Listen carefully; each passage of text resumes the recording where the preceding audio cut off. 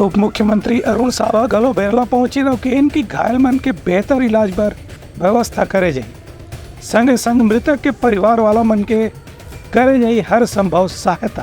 प्रदेश के उप मुख्यमंत्री अरुण सावा बेमेतरा जिला के बेरला में बारूदी फैक्ट्री में विस्फोट की घटनाओं पर दुख जताई हैं। उनका कहना है कि प्रशासन लगातार वहां स्थानीय स्तर पर बचाव के काम कर रहे थे।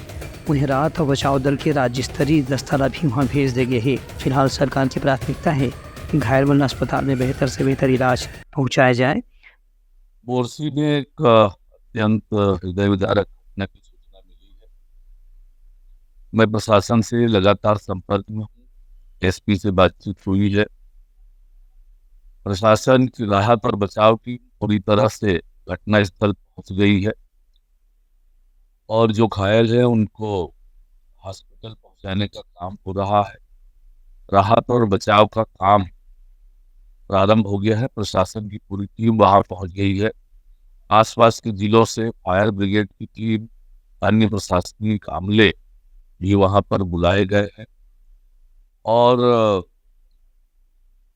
एक बड़ी दुर्घटना बारूद फैक्ट्री में घटी है और लोगों को तुरंत राहत पहुंचाने के लिए हर संभव प्रयत्न प्रशासन की ओर से किया जा रहा है। मौत के मामला में उनका कहना नहीं से कि फिलहाल मलबा हटाए के काम चला थे।